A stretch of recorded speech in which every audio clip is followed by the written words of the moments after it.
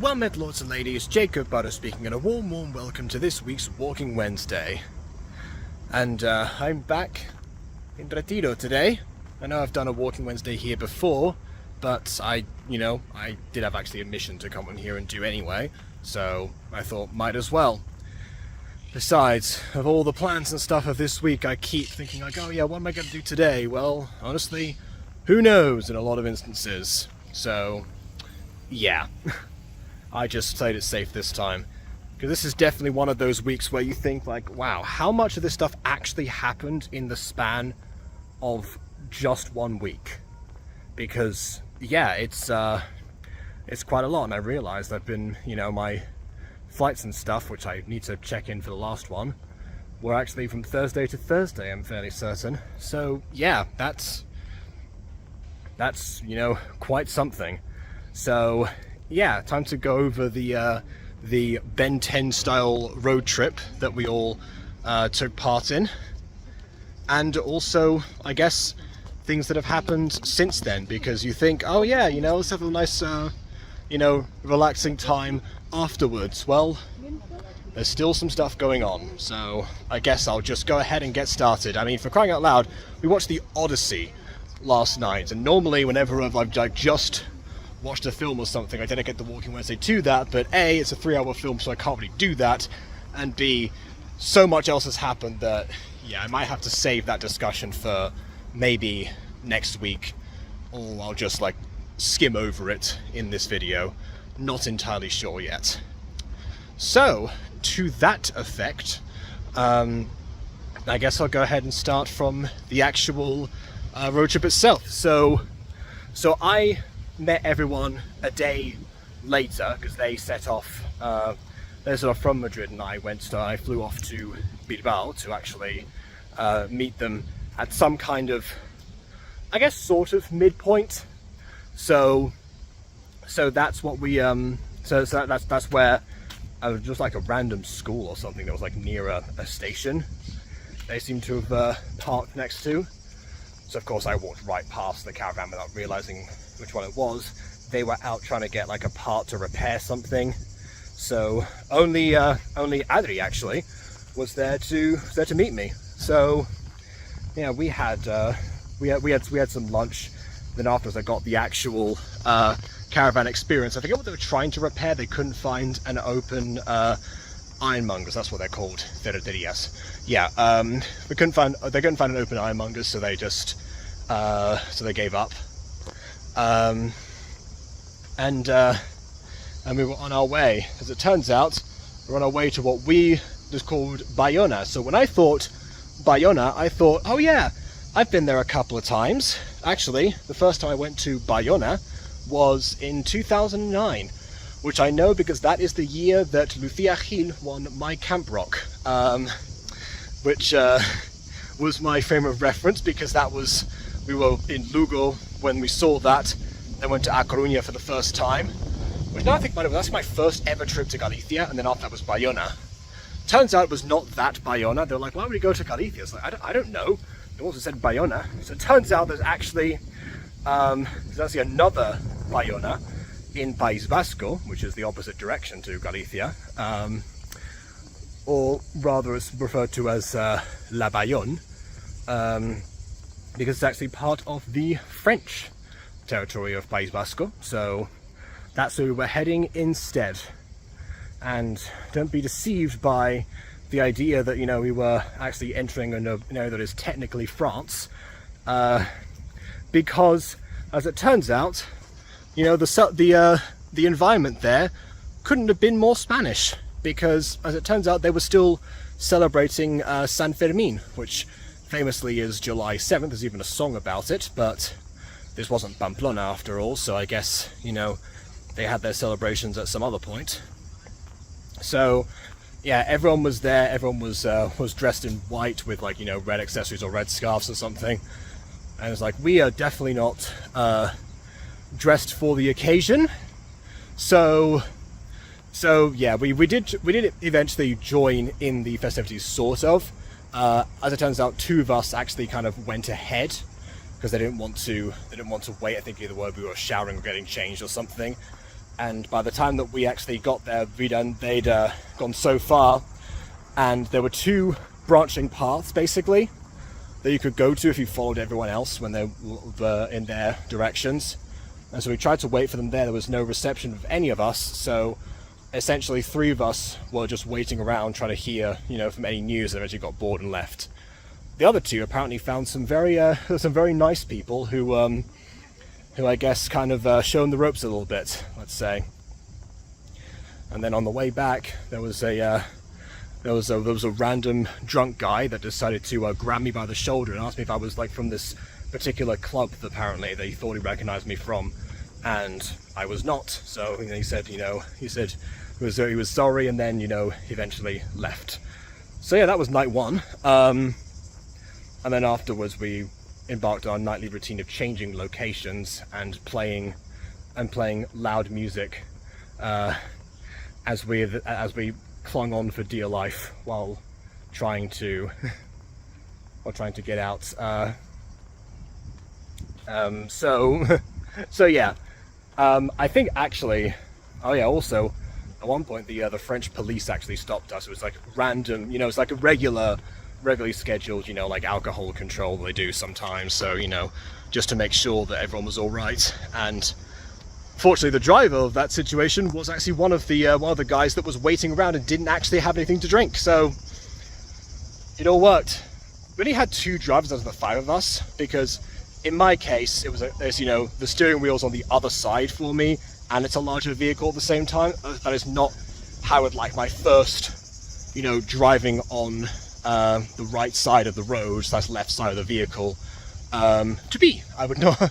That is not my idea of a good first experience, even if legally I am technically allowed to do that.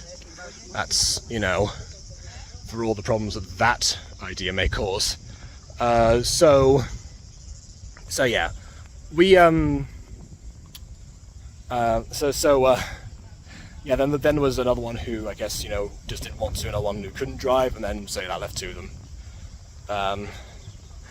So yeah, so night, days last night 2, pretty sure that was when we went to San Sebastian, and that one, the major events consisted of actually doing something that I have wanted to do for years, which is actually bathe in the sea at night. So that was the way we capped off what we had actually done. I think that was San Sebastian. But yes, that was. So I just looked at the fridge magnets and such. So yes. The other thing was what was supposed to be, because one of us has relatives that nearby. In fact, we actually passed apparently his cousin's perfume store. So yeah, we didn't go inside; it was closed. And the idea of that was of that place was apparently the local custom is to go for the tapas equivalent of a pub crawl. So you order a few minor things in a few places and then you move on. What's the problem is that still in plain festivity mode, it seems the place was crawling with tourists, which technically of course we also were, but I mean in terms of it was just mobbed in general. So there was a waiting time to try to sit down. They barely seemed to have a concept of a maximum cap on the amount of people inside an establishment, so people leaning on tables trying to hold. Okay, that's annoying. Instead of actually just pausing it, it just stopped it entirely while I had my phone in my pocket. That's great. So yeah, I've got to compile those together, and at some point, it'll be fine. It'll be fine. Yeah, at least it means I'll be posting something again, because I've been posting a lot recently, but again, we'll get to that. Yeah, definitely need a drink. This is the kind of weather where you want to be, hydrating constantly, or risk dehydration, which I've had a lot of over the years. Remember in Puppy Love how, for those of you who've seen that one, remember I said that Nathan was based on me at his age. Yeah, the dehydration scene, that was definitely inspired by true events moment. So yeah, what was I saying? So yeah, that leads me quite nicely onto day 3, which I'm pretty sure that was the hike day. Oh, look, another fountain. I'm gonna drink it. No, I'm kidding.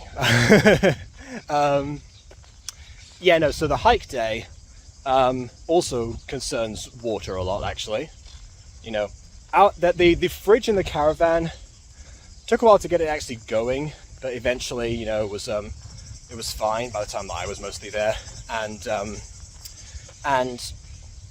so we kept on, you know, storing as much water as we could, where it does do like big, like massive water containers, and then empty them into bottles and then storing them in the fridge to cool them down, you know, that kind of thing. I just realised I'm on the side where they filmed Miguel. I think that was here, wasn't it? Yeah. Don't think I've actually ended up on this side on purpose before, but hey, why not? Not closed today, so they're not, you know, they're not preparing the sequel. I don't even know what they would do for a sequel for Miguel, actually. It's very much a standalone film. Anyway, so what was I thinking? So yeah, that's yeah, concerns water mostly because we were, you know, it was recommended that the journey we're taking was recommended to take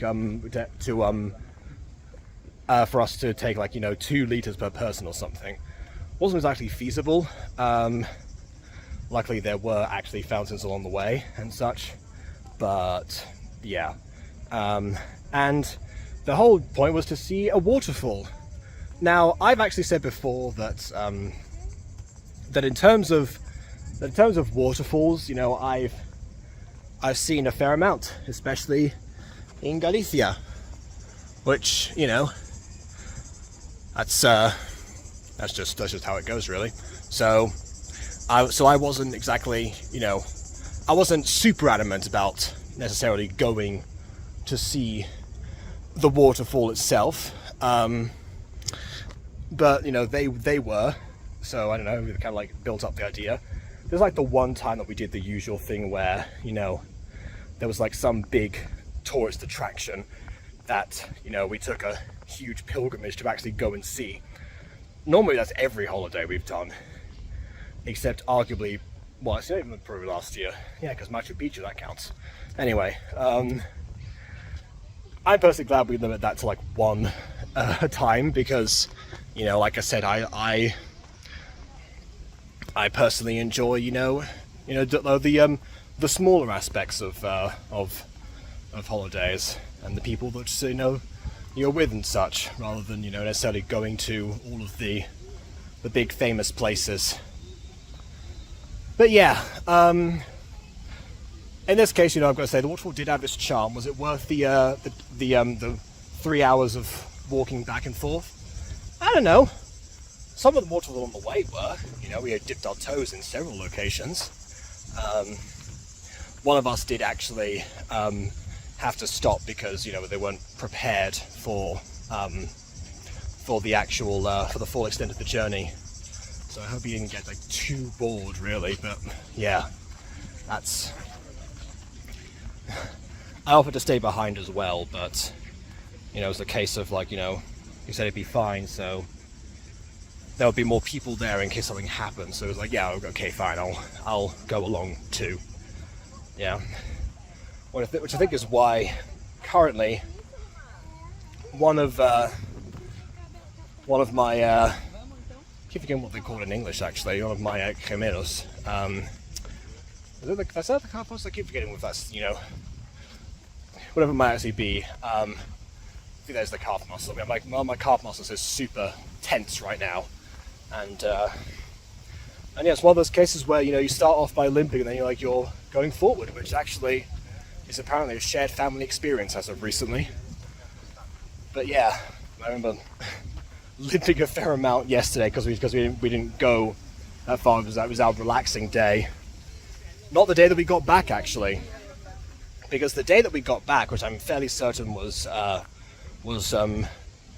directly after this. So yeah, we did like a bit of a tour on Zaragoza to start off with, and then set off, and then you know, returned and tried to get a refund for apparently them having to wait 2.5 hours to get the actual caravan itself. Based on their terms and conditions, that's what they're supposed to do.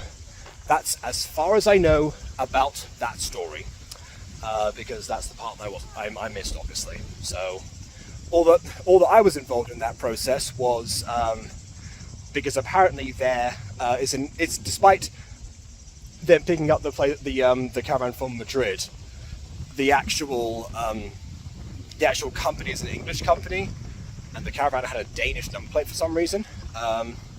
So all correspondence was in English, and they kept on being like, "Oh yes, we're sorry this is taking so long." They didn't say your call is very important to us, but it was implied. The most I was involved in was typing a really long message, which ended in the threat of legal action, actually.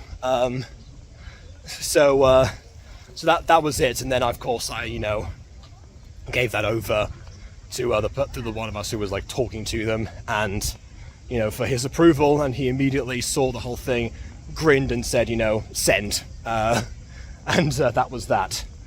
And I think that was the last that we actually got from them, really. So, that's where we stand right now. We're also wondering if we'll get the deposit back because, some things did break, but it was basically the state of the caravan itself rather than us. And we did have all the insurances. It's hard to tell. But that was by far one of the last things on our mind, because that was about the time that, but we actually got, the day we got back was July 19th. And July 19th, of course, was the day of the World Cup final of football. So needless to say, we were otherwise invested directly afterwards. We stayed at one of the guys' houses and watched the first, the first two halves, the main two halves, and then the extended time went downstairs to the bar to get the environment, which is where you saw some of the celebrations, or not the celebrations though. I started recording afterwards. I did film some of the celebrations, but some of my friends were in frame, and I know they don't like to appear on camera like on YouTube, so I haven't posted those for that reason. But I do have a moment of when the final whistle actually blew, because I kind of timed it accordingly. So yeah. And then immediately, of course, that was when we said, okay, we're going to leave our stuff here. We're going to go off to Cibeles to actually celebrate with another 200,000 people.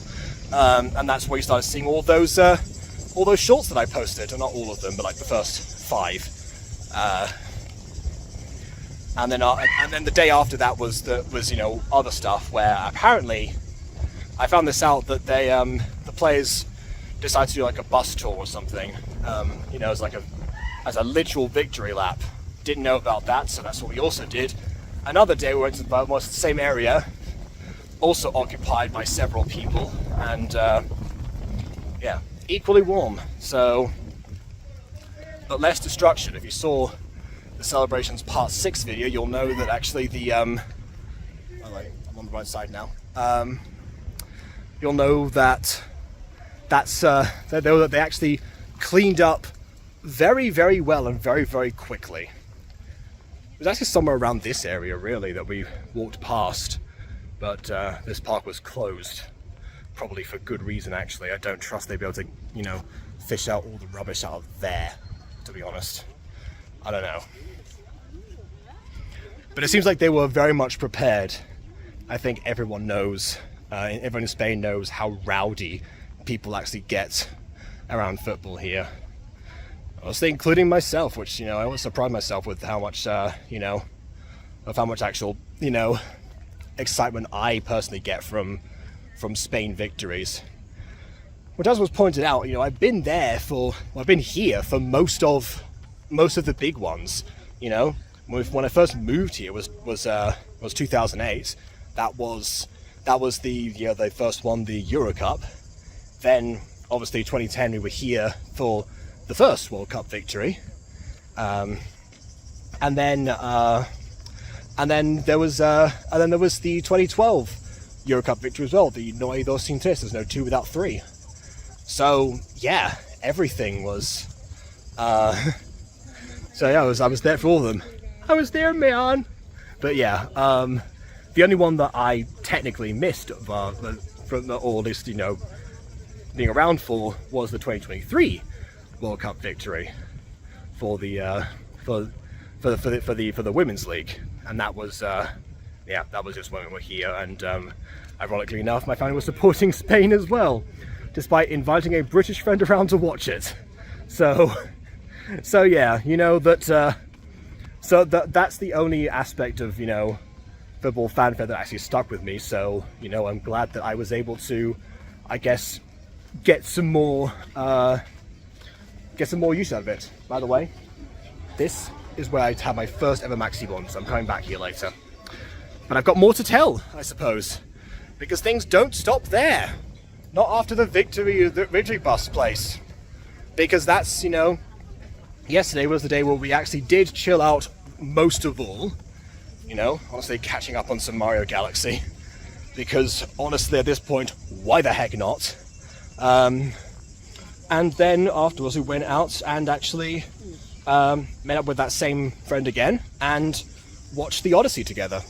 And that was actually my first experience with watching something in Voce, which is Versión Original Subtitulación Española, which is original version Spanish subtitles. And my first time would have been a Minecraft movie, but I insisted on watching that one in Spanish because, if you remember, I told the story. I knew that Afna was going to be in it, and I thought I wanted to hear what Afna sounded like dubbed. Particularly because I don't know if you a YouTuber called Lore DIY, but yeah, she actually has a TV show. I believe with a partner, I don't remember. I got one episode of it, but I was like, wait a minute, I recognize this person from that one Shmo Yoho video that I watched. And yeah, it was interesting to hear what a YouTuber sounds like dubbed outside of El Smosh, actually. That was technically. So I'm always curious about that. And it turns out Afna had no lines. So, once again, when it comes to cinema, I somewhat I am the opposite of the good luck charm that I am for Spain, apparently. Because yeah, whenever I insist on wanting to do a particular thing or watch a particular thing, it ends up being that I'm the only one to enjoy it. Similar to when we went to the factory, or the site of the factory for Code Lyoko. I was the only one who really was invested in that, to be honest. If only Adri had been there for that holiday, honestly, maybe got it. Anyway, whatever. The joke from our childhoods, our collective childhoods, there's got to be some sort of mysticism there. Come on. Anyway, aside from that, because at one point, I'm the one who insisted that we actually watch Ghostbusters 2016, for example, which I thought was okay. Because I'm not super close to Ghostbusters, so I guess I wasn't, super distraught by all of the, all the fan critiques and such. I also, for some reason, wanted to watch Boss Baby. I don't know why. Wasn't for the star power, because again, different actors. We're wondering if we actually watched Sonic 3 together, because I remember being in Madrid for that. I think that was just around a time where I was like, oh, I happen to be here, I've got some time to kill, so why not just watch a movie? Typical Miraculous situation where every time they have them, I was like, oh yeah, what are we going to do right now? Movie? Yeah, sure, why not? We're done practicing. We've done 5 rounds of practicing for, the Dear Buttercup home. What are we going to do? Oh, let's go to watch a full 1.5 hour movie, potentially. I don't know. To be fair, that's a very teenager move to do. I'm not critiquing that at all, because that was also my favourite episode of that show. Anyway,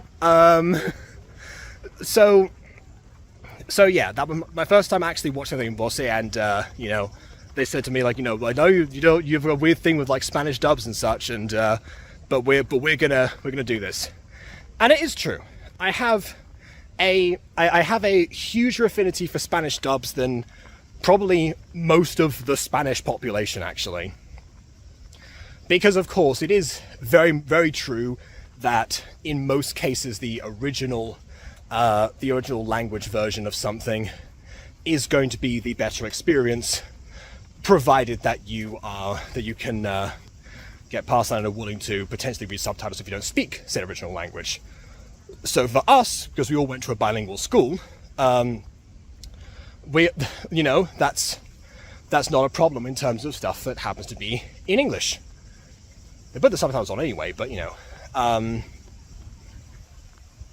but yeah, they but actually I'll say this. For me, live action Spanish dubs are where things get worse most of the time, because with live action, a lot of the sound is recorded with boom mics, in the moment, so the audio mixing is very different. Whereas for dubs, it's all done in a studio. It's essentially, if you think about it this way, it's the equivalent of having an entire film done in ADR. You know how everyone hates ADR nowadays? Well, it's like that for the majority of dubbed stuff out there. It's gotten better over the years. Gone are the days of the terrible dubs of Chinese/Japanese films in the height of the kung fu movie craze in the 70s. It's definitely not like that anymore. But yeah, it has its ways to go. With animated movies and shows, I'm much more keen on seeing them in Spanish, because obviously everything is recorded in a studio, so it doesn't really make a difference. So yeah, and with films like CGI characters like Sonic, for example, it's a 50-50 situation, so it's whatever. Yeah, so but yeah, that's also partly, but most of my main reason is because of course, when we first moved here, we were told that we could watch as much TV as we wanted if it happened to be in Spanish. So Spanish dubs were hugely instrumental in, helping me get as far as I did with the language. And also just beyond that, I also nowadays really worry for the future of the Spanish dubbing industry. I don't know if they're in actual danger or not, but there are some things that are happening where I'm like, oh gosh, there's something, the warning signs might be there. Because remember how I mentioned that when I watched Descendants 4 on Disney Channel, that all the songs were still in English with no subtitles?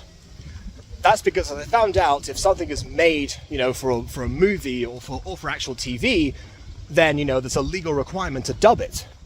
If it's made for a streaming service and happens to air on TV at some other point, oh well, then that's all fine and dandy. You don't have to do anything with that really, even though they did still dub it. But whatever. And even nowadays, there's even options on a lot of TVs to just make the Bose version on there and actually change it. Which, not that I knew that at the time of living in Spain, because I feel like that knowledge was a closely guarded secret for a reason, which I completely understand. But yeah, I remember that a lot of the time on the holidays, whenever we have my aunt there, for example, or any other relatives that aren't my cousin who also studied a lot of Spanish, we actually switch over the programming to English. At one point, actually, I was doing translations for my cousin, actually, but eventually that was no longer needed. But yeah, aside from them, there's very different. But yeah, there's that's one thing that I'm thinking, because with the death of Disney Channel, that's a huge avenue where I was wondering if they were even gonna continue to dub certain shows that were airing on Disney Channel because they don't need to anymore. that would be a real shame again for like everyone who's like involved in that, to begin with, obviously. And then of course, you know, there's a rise of Bosse films anyway, and how they're so much more popular now than they used to be. I don't remember even hearing the term when I lived here. So again, if there comes a time where people just don't care about that aspect anymore and are fine with just the subtitles, then what does that leave them with? You know, there's certain other channels that get other different like programs licensed from places like Nickelodeon, for example, for a case of like, you know, animated shows. Live action shows, I'm not sure because I haven't kept up to date with that. But there are, I guess more examples. But then, like I said, live action Spanish dubs are worse than animated ones. So that doesn't leave that many options. So I try to support Spanish dubs wherever I can, even if it happens to be on streaming services. So that's really where, you know, where I come in with that kind of thing. But yeah, this time it was like the only time I've ever gone out my way to see a film in the original version with Spanish subtitles ever. It's actually, weirdly, now I think about it, I just thought about this. These are the exact same people who were part of, you know, the complaints when we watched like films in English in school, because obviously at that point they didn't want to be like, oh, we want to put it on in Spanish, or we don't want to have the subtitles on. First time I ever watched anything Harry Potter related, it was the Goblet of Fire, and it was in the video room, as we called it, and it was in English with Spanish subtitles, because it was our English teacher who put it on, and everyone was complaining. So yeah, two of the same people are now done a complete reverse. So, and you know, of course, you know, they've grown up, they've learned more, and yeah, as we were saying yesterday, you know, in terms of language stuff, the primary school we went to was what was really the best decision. I sometimes make fun of the fact we only checked like 2 schools in the whole of Madrid before picking one, but I think that was probably the best call, actually, because half the classes were in English and half of them were in Spanish, which was perfect for me because, you know, I would have been overwhelmed otherwise. And it was good for them eventually because, yeah, I said if we'd continued down to secondary, you know, well, the levels would have like skyrocketed, or potentially there'd been a bit more of a disparity, that maybe like more focus on the Spanish stuff rather than the English, because we have the solid like foundation. I don't quite know, but that's the consensus. So yeah, it does kind of make you think about that kind of stuff. But yeah, in terms of the Odyssey film itself, of course, even though it was 3 hours long, they still left out a few main things. I was like really hoping to get to see, like, you know, a rendition of like the Nobody exchange between Odysseus and Polyphemus, but that never actually came to be, because Polyphemus does speak in the movie, but barely, like once. And there were a couple of like other things, like Odysseus' own like attitude, the way they tie it into what one of my friends described as, you know, the actual decline of civilization that came after the Mycenaean period, that was associated with the Trojan War in the first place, and the people of the sea, as they mentioned there. So I was like, what people at sea, where are they coming from with this? But actually it was a real world parallel. So we all got something different out of it. I got, you know, I got a surprising adaptation of a story that I am fairly familiar with, like Stephen Fry, and also stuff we learned in primary school as well. The first time I ever read any Greek myths was actually in that primary school. For some reason they had Odysseus versus Polyphemus, partly my affinity to that, and Ulysses and the Trojan horse, which happened before that, but was after all those other ones. I don't know why. I'm very confused by that. So yeah, I don't know.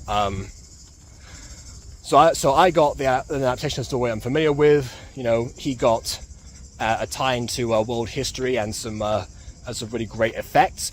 I wasn't thinking about the effects of a movie, but to me that's always the best thing to do, because I think the best like visual effects in anything are the ones you don't question, because your brain just thinks like, oh yes, this is what's happening. This is as real as everything else that I am seeing, which granted is not very real most of the time, but that's just, you know, how things go. That's the way it goes. So yeah.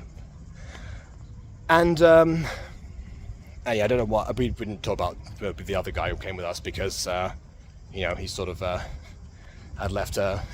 He was letting us talk most of the time. Really, we're the ones that tend to, like, you know, geek out about this stuff. So yeah. And that's kind of where we are right now.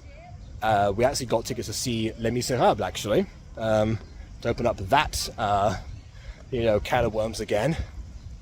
And now I'm thinking about it, they were actually booked thanks to that very same other friend. So I'm wondering if he's booked them and it happens to be an English performance. I don't think it will be, but who knows. But yeah, looking forward to that at some point. I gotta get back because I promised that I would have some lunch beforehand. So yeah, gonna go back the way I came and then more or less back down the same way again to watch a musical, because, you know, I'm not Paul, I like those.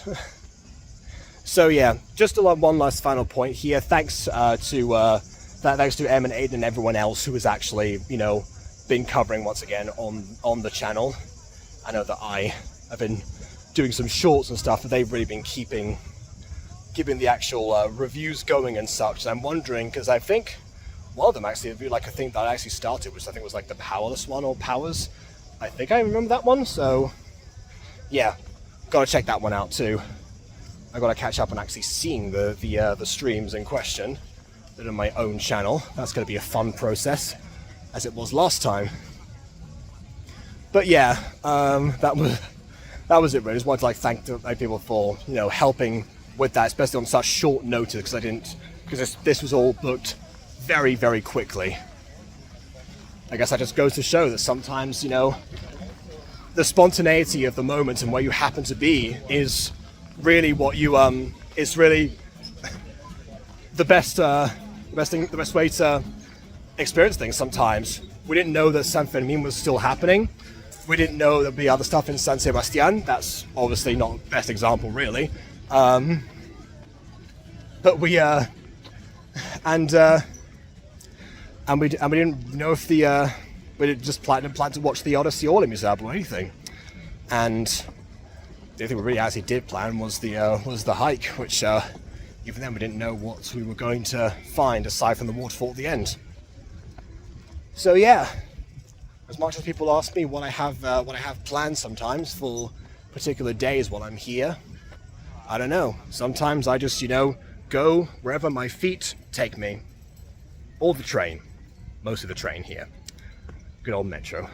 But yeah, for that I'll say please leave a like or dislike, because your opinion matters, and subscribe if you've done so already. And on that note, until next time, farewell.